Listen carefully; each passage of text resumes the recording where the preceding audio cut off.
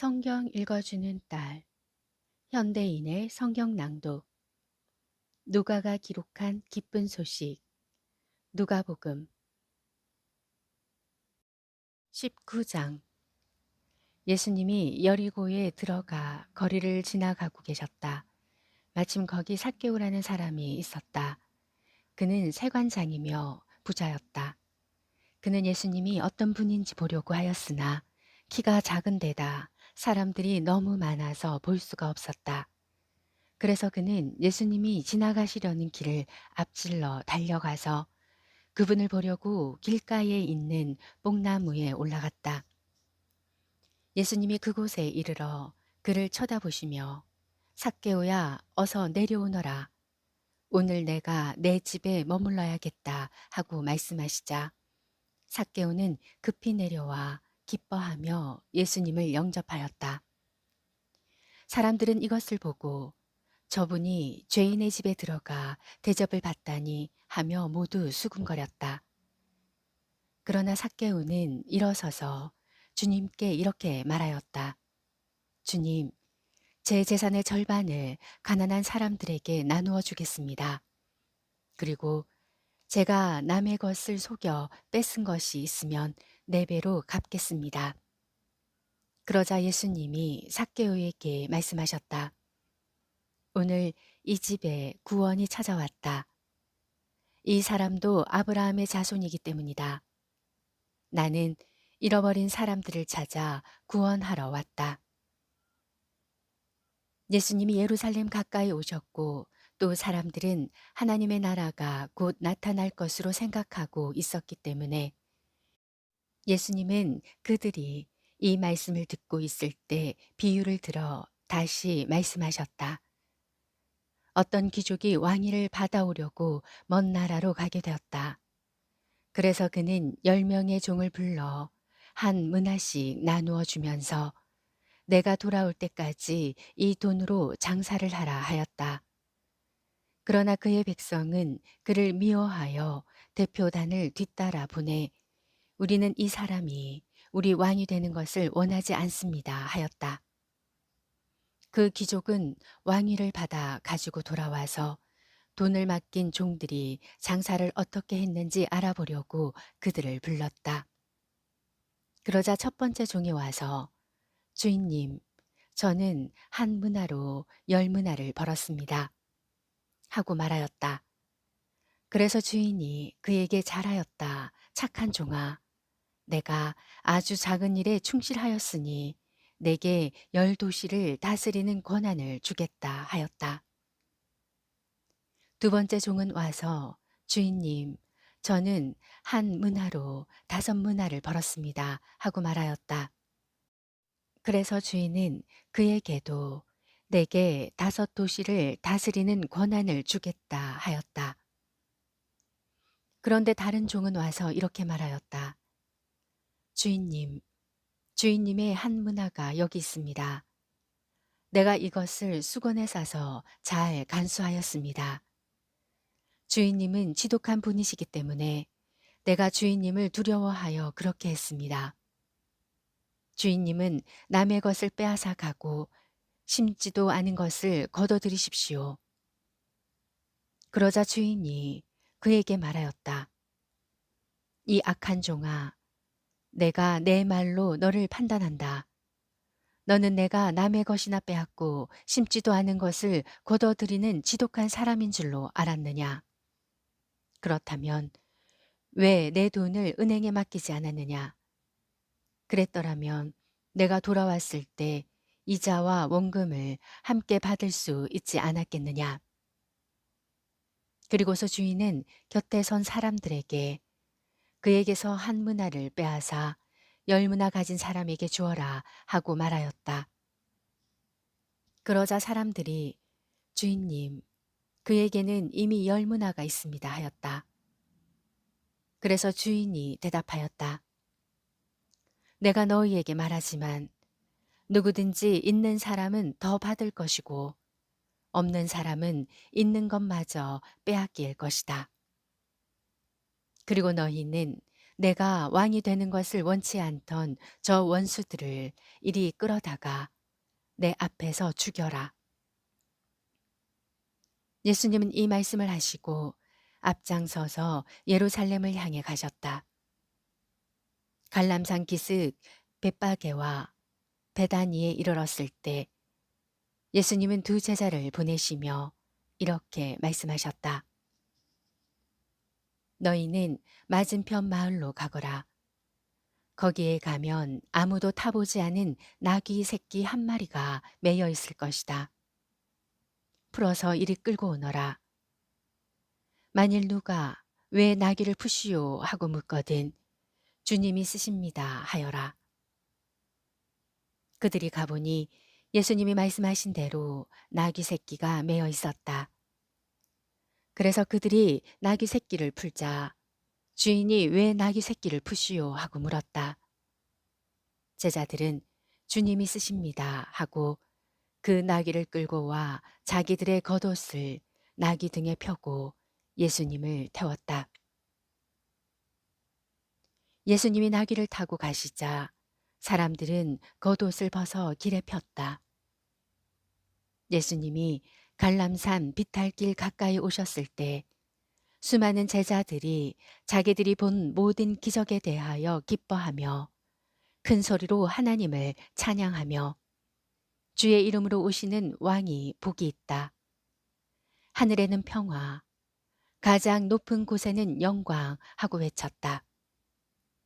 그러자 군중 가운데 끼어있던 몇몇 바리새파 사람들이 예수님께 선생님, 당신의 제자들을 책망하십시오 하였다.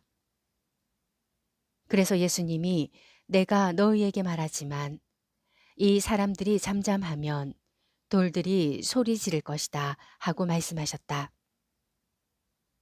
예수님은 예루살렘 가까이 오셔서 그 도시를 바라보고 우시면서 이렇게 말씀하셨다.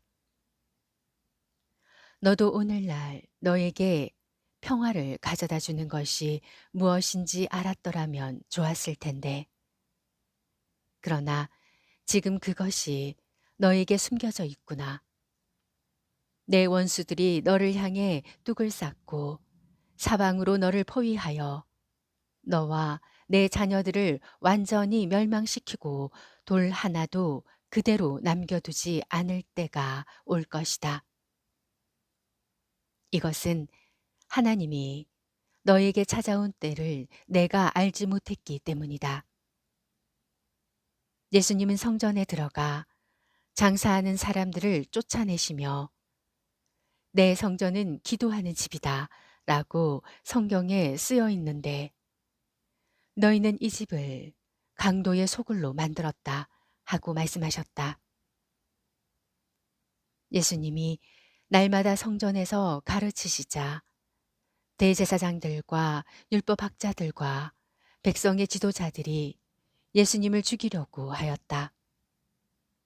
그러나 모든 백성이 예수님의 말씀을 열심히 듣고 있었기 때문에 그들은 어떻게 할 수가 없었다.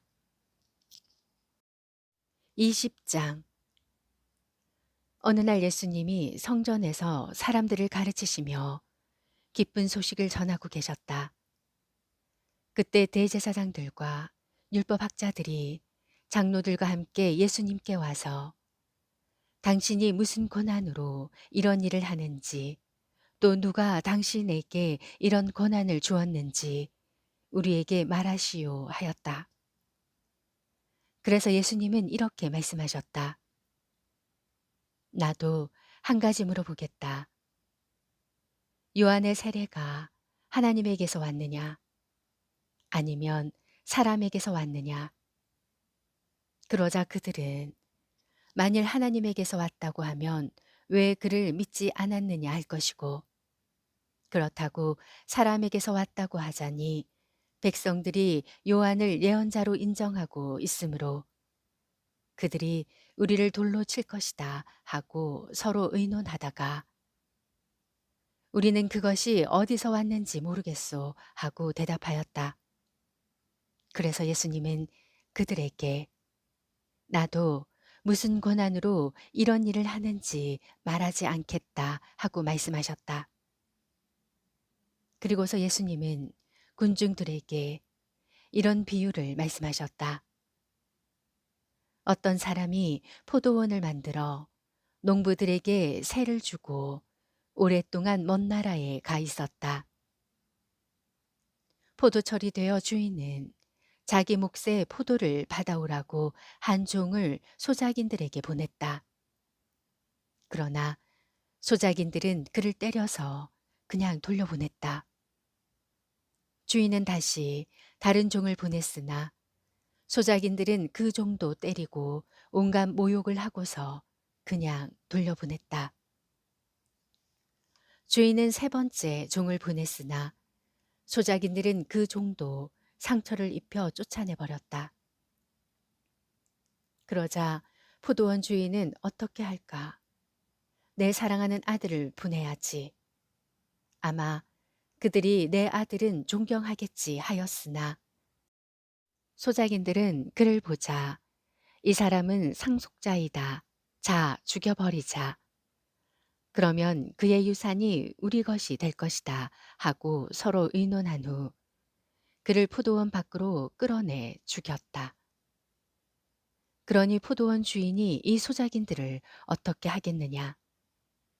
그가 돌아와 소작인들을 죽이고 포도원은 다른 사람에게 맡길 것이다. 사람들이 이 말씀을 듣고 그렇게 되지 말았으면 합니다 하자 예수님이 그들을 바라보시며 말씀하셨다. 그러면 건축자들이 버린 돌이 집 모퉁이의 머릿돌이 되었다. 라고 기록된 성경 말씀이 무슨 뜻이냐? 누구든지 그 돌 위에 떨어지는 사람은 깨어질 것이며 이 돌이 사람 위에 떨어지면 그를 가루로 만들어 버릴 것이다. 율법학자들과 대제사장들은 이 비유가 자기들을 가리켜 한 말인 줄 알고 즉시 예수님을 잡으려고 했으나 사람들이 두려워 잡지 못하였다. 그래서 그들은 예수님을 세심하게 지켜보다가 첩자들을 보내 의로운 채 하며 어떻게 해서든지 예수님이 하는 말에서 구실을 찾아 그를 총독의 권한에 넘기려고 하였다. 첩자들이 예수님께 선생님, 우리는 선생님이 옳은 것을 말하고 가르치며 사람의 겉모양을 보지 않으시고 진리대로 하나님의 교훈을 가르치는 것으로 알고 있습니다. 우리가 로마 황제에게 세금을 바치는 것이 옳습니까? 옳지 않습니까? 하고 묻자 예수님은 그들의 간교함을 아시고 데나리온 하나를 가져오너라. 이 돈에 누구의 초상과 이름이 새겨져 있느냐 하고 되물으셨다. 그들이 황제의 것입니다 하고 대답하자 예수님이 황제의 것은 황제에게 하나님의 것은 하나님께 바쳐라 하고 말씀하셨다. 그들은 사람들 앞에서 예수님의 말씀을 책잡기는커녕 예수님의 대답에 놀라 말문이 막히고 말았다. 부활이 없다고 주장하는 몇몇 사두개파 사람들이 예수님께 와서 물었다. 선생님, 모세의 법에는 형이 자식 없이 아내를 두고 죽으면 그의 동생이 형수와 결혼하여 형의 대를 이어야 한다고 했습니다.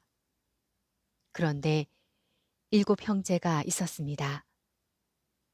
맞이 결혼하여 살다가 자식 없이 죽고 둘째와 셋째도 형수와 살았으며 7이 다 그렇게 하여 자식 없이 죽었고 마침내 그 여자도 죽었습니다. 이렇게 7 형제가 모두 한 여자와 살았으니 부활 때 그 여자는 누구의 아내가 되겠습니까? 그래서 예수님은 그들에게 이렇게 대답하셨다. 이 세상 사람들은 장가도 가고 시집도 간다. 그러나 죽었다가 다시 부활하여 하늘나라에서 살 자격이 인정된 사람들은 장가도 시집도 가지 않는다. 그들은 천사들과 같아서 다시 죽을 수도 없다. 그들은 부활한 자들이므로 하나님의 자녀들이다. 죽은 사람들의 부활에 대해서는 모세도 떨기나무 기사에서 주를 아브라함의 하나님, 이삭의 하나님, 야곱의 하나님이라고 하였다. 하나님은 죽은 사람들의 하나님이 아니라 살아있는 사람들의 하나님이시다. 하나님이 보시기에는 모든 사람이 살아있는 것이다. 그때 율법학자 몇 사람이 선생님, 옳은 말씀입니다 하고 말하자 그 사두개파 사람들은 예수님께 감히 더 이상 묻지 못하였다. 예수님은 그들에게 다시 말씀하셨다. 사람들이 왜 그리스도를 다윗의 자손이라고 하느냐? 다윗이 시편에서 직접 하나님의 나의 주님에게 말씀하셨다. 내가 내 원수들을 내 발 앞에 굴복시킬 때까지 너는 내 오른편에 앉아 있거라 하였다. 다윗이 이렇게 그리스도를 주라고 불렀는데 어떻게 그리스도가 다윗의 후손이 되겠느냐? 모든 사람들이 말씀을 듣고 있을 때 예수님은 제자들에게 이렇게 말씀하셨다. 너희는 율법학자들을 주의하여라. 그들은 긴 옷을 입고 다니기를 좋아하고 시장에서 인사받는 것과 회당의 높은 자리와 잔치 자리의 특석을 좋아한다. 그들은 과부의 재산을 가로채고 사람들 앞에서 거룩하게 보이려고 길게 기도한다. 이런 사람들은 더욱 무서운 심판을 받게 될 것이다. 누가복음 19장 20장 말씀이었습니다. 성경 읽어주는 딸, 아직 구독 안 하셨다면 구독, 좋아요, 전체 알람 잊지 마시고 사랑으로 꼭 눌러주세요. 감사합니다.